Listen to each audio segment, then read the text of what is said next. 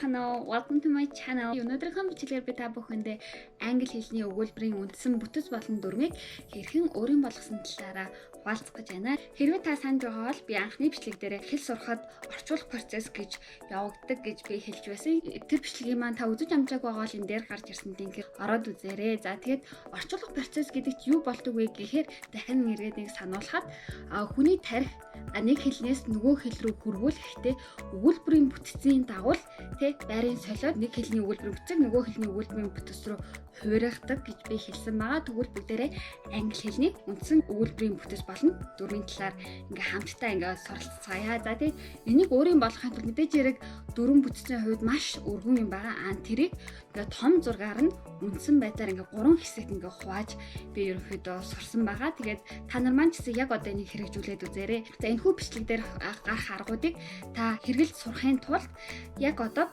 ямар нэг тийм англи хэлний ном ч юм уу, тэгээ англи хэлний мэдээ ч юм уу, тэгээд анхлан суралцж байгаа хүмүүс бол хэвчлэн магадгүй дүүнэрийнхаа хүүхдүүдийнхаа тийм англи хэлний номыг та ингээ аваад хажуудаа суугаарай. Тэгээд яг миний хэлсний дагуу тэр номон дээрх өгүүлбэрүүд дээр ажиллаад тэгээд энэ процессыг та өөртөө ингээ олон дахин давтаж хэрэгжүүл эхэлснээр өгүүлбэрийн бүтцийг хувиргаж сурах тэр алгоритмыг та ингээ дахиндаа суулгаж эхэлнэ гэсэн үг. Хэрвээ та англи хэлний агсан түвшний мэдлэгтэй бол тэгсэн хэрний энэхүү аргуудыг маань тэг хэрэгжүүлж үзээгүй бол бас танд хэрэгтэй шүү. Яагаад вэ гэвэл одоо IELTS болон GMAT гэдэг шалгалтуудын өгүүлбэр маань тэг илүү өргөн, илүү тийм цогц нийлмэл өгүүлбэрүүд маш ихээр гарч ирдэг. Тэр өгүүлбэр дээр энэ аргуудын дагуу та тэрийг ингээд задлж өгүүлбэрийн гишүүдээр задлж одоо тийм ярвигтай, түүхтэй тийм асуултуудын хариултыг олох боломжтой байдаг учраас та англи хэлний бие мэдлэгтэй гэж бодоод бас энэ хүү аргуудыг тоохгүй байж болохгүй шүү. Тэгээд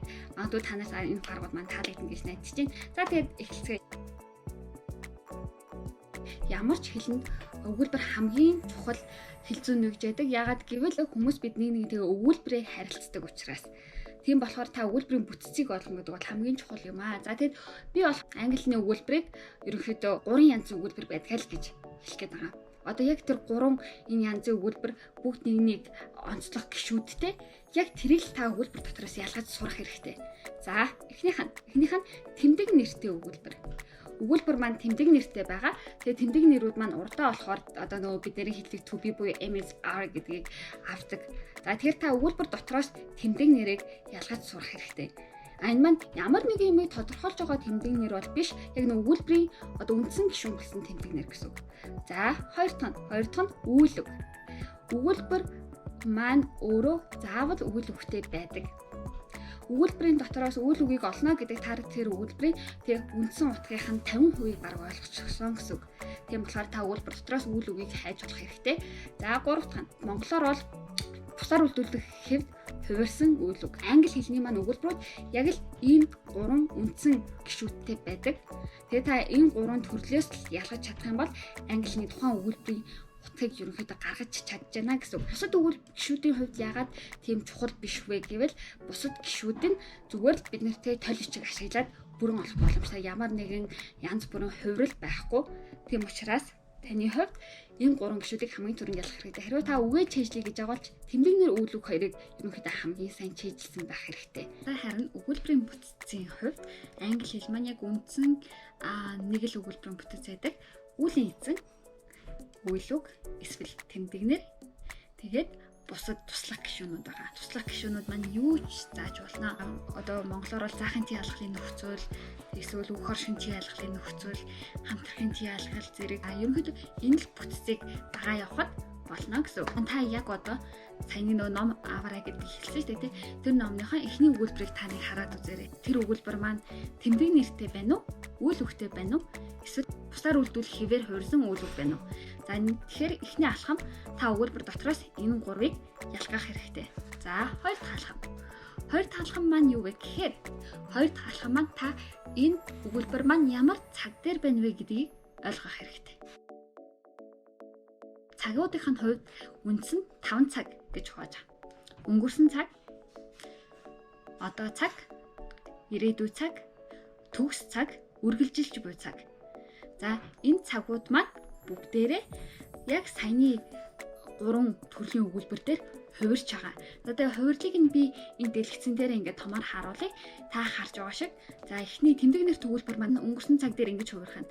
Таны сонгосон өгүүлбэр тэмдэг нэр дээр байсан бол энэ цагаар хувирж уу гэдгийг та яг энэ хүснэгтийн дагуу хараад үзээрэй. Тэмдэг нэр төгөлбөр маань аль цагаар хувирсан байна энэ хүснэгтээс? Эсвэл үйл үг маань аль цагаар хувирсан байна?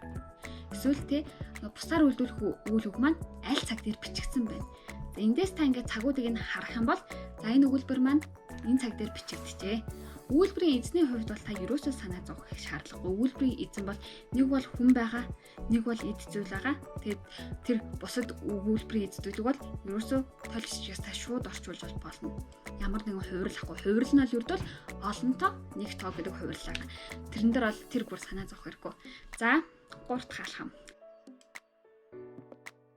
3 дахь алхам маань юу вэ гэвэл мэдээжийн хэрэг өгүүлбэр байн баталсан эерэг өгүүлбэр байна гэж байхгүй шүү дээ. Өгүүлбэр маань үндсэн 3 төрөл байдаг те. Асуусан, баталсан, үгүйсгэсэн. Энэ 3 өгүүлбэрийн би хувирлыг нь энэ хүснэгтэн дээр гаргасан байгаа. Та яг энэ хүснэгтийн дагуу таны сонгосон өгүүлбэр аль хувирал дээр байна вэ гэдгийг хараад үзээрэй. Энэ мэдчлэн та энэ 3 алхмын дагуу өгүүлбэр бүрийг ингээд судалж үзээд өгүүлбэр бүр дээр бүтц маань яаж явагдаж байна? Өгүүлбэр бүр дээр цаг дээр үйл үг маань хэрхэн хувирж байна? Энэ бүгдийг та өөрийн болгоод энэ учрыг нь толгой дотроо энэ алгоритмыг нь бүрэн суулгаж чадах юм бол хэл сурах ерөөсөө асуудал биш ээ. Тэгээд энэ маань нэг удаа гинт тэгээ ганцхан удаа хийгээд сурчих юм бол биш. Та хэдий ч нэ олон дахин давтан төдий ч нэ энийг өөрийн болгох бүрэн боломжтой. За одоо энэ бол ерөнхийдөө өгүүлбэрийн үндсэн бүтэц, үндсэн дүрм. Яг энэ гурвыг та өөрийнхөө болгож аваарай. За тэгээ үүн дээр нэмээд би хэд хэдэн зүйлийг бас хэлэх гэж байна. Энэ маань юу вэ гэхээр өгүүлбэр маань мэдээч хэрэг жоохон баялаг байх хэрэгтэй. За өгүүлбэр нь туслах гишүүн гэдгсэн те object. За обжектууд маань ямархуу хэлбэрээр гарах боломжтой вэ гэж гаргаад тавьчих. Таны өгүүлбэр дээр энэ бол ихэвчлэн түгээмэл гардаг обжектууд аль нь таны өгүүлбэрт орсон байна вэ гэдгийг та хараад үзээрэй. За ингээл ерөнхийдөө өгүүлбэр болгон дээр та яг энэ алхмуудаа л ажиллаад байх юм бол энэ процесс, энэ алгоритм өөрөө таны тархинд бүрэн суух боломжтой. Дахиад нэг сануулъя. Нэгт энэ өгүүлбэр маань тэмдэг нэрт өгүүлбэр үү, үйл өгт өгүүлбэр үү, бусдаар үйлдвэрлэх хэвийн өгүүлбэр үү? Хоёрт энэ өгүүлбэр маань ямар цаг дээр байна вэ? Гуравт энэ өгүүлбэр маань асуух уу, үүсгэх үү, баталсан өгүүлбэр үү? Энэ гурвын дагуу өгүүлбэр бүр дээр та дахин ажиллаад байгаарай. За тэгээд энэ алхмаар та одоо англи хэлний дунд чад хүртэл явах бүрэн боломжтой. Үүнийхээ хажуугаар энэ алхмуудыг хэрэгжүүлэх тоолонд танд угаасаа шинэ үг автоматар нэмэгдэж байна. Тэрийг юм тийм мартахгүй өдөр болгон тавтаад байх юм бол таны үгийн баялагч нэмэгдэнэ, өгүүлбэрийн бүтцийг ойлгох тэр ойлголт ч гэсэн нэмэгдэнэ.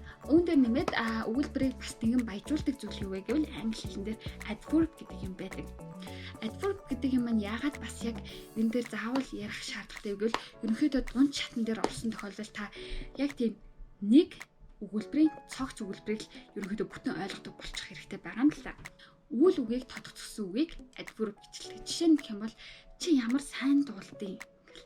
Пөөх чи ямар лаг бүжгэлдیں гэл тэнгүүд нөө сайн дуулдаг те лаг бүжгэлдэг. Сайн гэдэг үг тэмдэг нэр хэрнээ дуулдаг гэдэг үйл үгийг тодорхойлж байгааз лаг гэдэг үг тэмдэг нэр бүжгэлдэг гэдэг үйл үгийг тодорхойлж байгаа. За adverb өгүүлбэр дотор ямар бүтцтэй ордог вэ гэхээр та яг энд дор харж байгаа. Үйл үгийн араас нь орно. Өгүүлбэр дотроос тэмдэг нэрээ хайгаарай гэдгсэн чинь нөгөө тэмдэг нэр чинь үйл үгийн араас нь ороод ирсэн. Энэ маань үйл үгийг тодтогч байна гэсэн үг. За adverb нь хоёр янз гэдэг. Нэгт нь дүрмийн дагуу хувирал. Тэмдэг нэр ардаа ly авсан байх юм бол энэ маань adverb болчихно. Энэ бол дүрмийнх нь. Хоёр дахь нь болохоор зарим тэмдэг нэр ly авдаггүй. Энэ бол дүрм бус. Гэхдээ тийм олон биш. За би ингэж ихсаач дүрм бусаар хувирдаг adverb байна. Таны өгүүлбэр дотор энэ үг байна уу? Тэгвэл энэ үг маань таны үндсэн үйл үгийг тодорхойлж байгаа юм байна гэж та ойлгочих нь.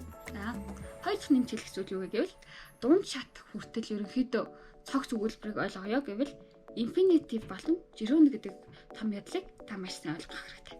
Таны өгүүлбэр дотор энэ infinitive gerund байна уугүй юу? Та яг одоо шалгаад үзээрэй. За infinitive gerund гэдэг маань юу юм бэ гэхээр өгүүлбэр дотор хоёр үйл үг байдаг. Тэнгүү та одоо гайхаад хэлчихэж байна уу? Таны өгүүлбэр дотор хоёр үйл үг байна уу? Тэгвэл энэний нэг нь туслах үйл үг байна. Жишээ нь ийм өгүүлбэр байна л та. Би хаалгаа түгжихээ мартчихжээ.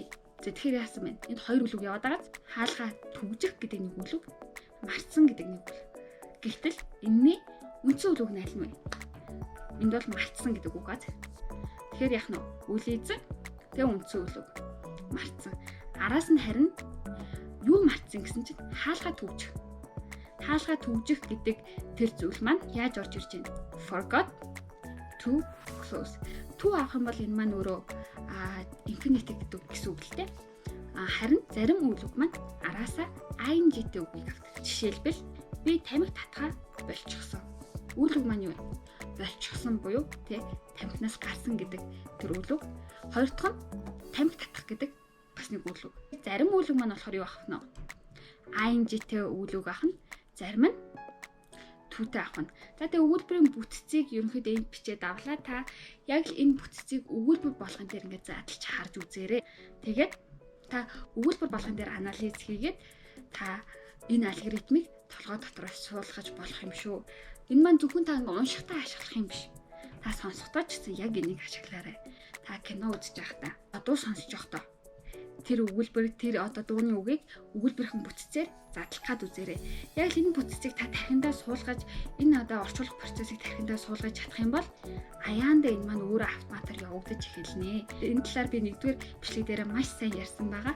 Тэгээд энэ үндсэн бүтэц, үндсэн дүрмийг ойлгож өөртөө учрыг нь тайлж чадхад юм бол таны хувьд хэл сурах хамгийн том чухал алхмаа хийсэн гэсэн үг байна. Бусад алхмуудын хувьд та линк дээр гарч буй техник бичлэгээр маань дахин нэг үзээрэй.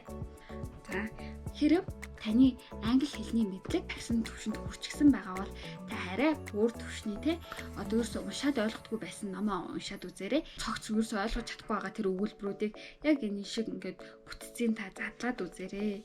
Тэгэх юм бол тэр өгүүлбэрийг ингээд ойлгоход илүү амар байх болно.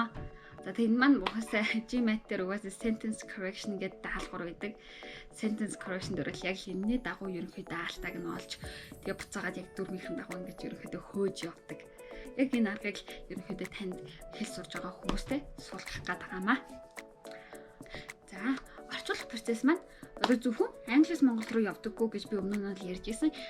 Хэрвээ та одоо англиар ярих гэж байгаа бол нөгөө орчуулах процесс маань эсрэгээр явагдах нь та монгол өгүүлбэрийг англи өгүүлбэрийн бүтц рүү хувирах нь. За тэгвэл та одоо яг өөрийнхөө хэлэх гэж байгаа нэг өгүүлбэрийг бодож үзээд тэрийг ингээд сахан бичээд авчих. Нэгт та өгнүүдээ ингээд зүгээр яг ингээд монголд байгаа өгнүүдээр ингээд орчуулчих. Хоёрт одоо яг тэр нэг англи хэлний өгүүлбэрийн бүтцийн дагуу тэр нөгөө орчуулсан өгнүүдээ байрлуулчих. За гуравт одоо энэ маань асуух өгүүлбэр байна уу? Тэгээ үүсгэх өгүүлбэр байна уу? Тэрнийхэн дагуу та байрлуул. За дөрөвт та ямар цаг дээр саяны үгээ хэлэх гэжсэн бэ? Тэр цагийн дагуу хувиргачих. За ингээд л ерөнхийдөө англиас ч монгол руу энэ процесс явагдах нь, монголоос ч англи руу энэ процесс яг эсрэгээр явагдах нь.